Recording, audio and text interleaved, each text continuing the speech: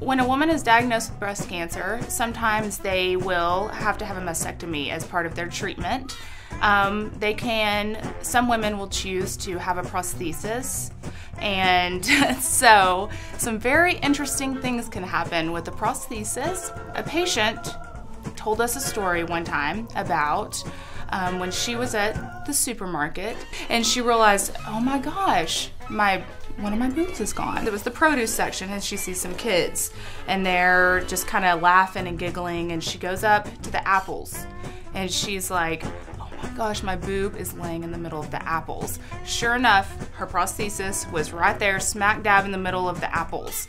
One of the first experiences I had was going over to have the biopsy, and stuff, and I was trying to make light of it because it was a serious situation, and so when the doctor got ready to put in the needle, I said, now you're going to deflate this breast because then I'll be lopsided and they won't match because that one's always been the biggest one. And she looked at me like, no. I learned early on you had to really have a good humor while you were in treatment.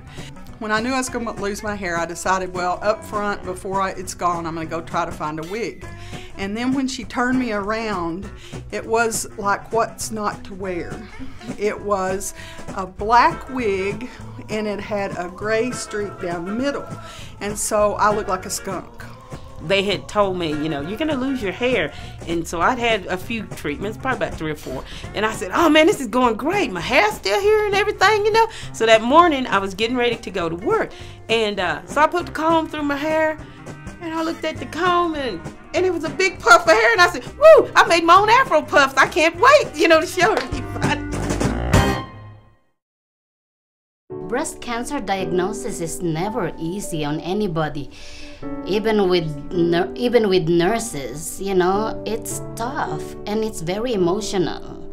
There's a lot of bad and tearful moments that you have, and we all do, but I think that if you find humor and try to every day get up and have a good attitude, at the end of the day, things work out better for you.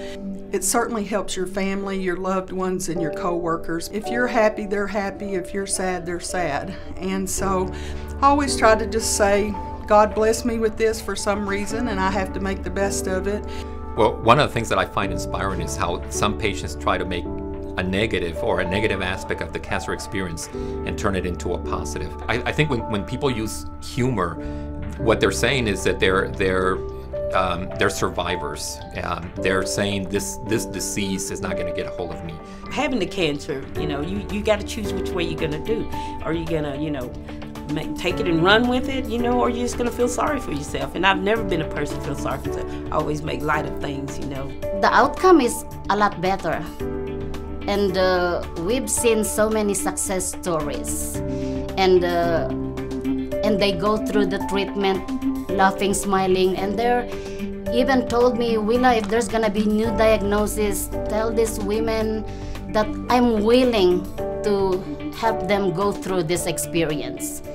Obviously, cancer is a very serious subject, but I do feel like laughter is the best medicine. A lot of our patients have a very positive attitude and just come in here laughing with some funny stories about something that happened, and that's just, I think, the best way to deal with a very serious disease. These are certain bumps in our life that make us learn and appreciate life.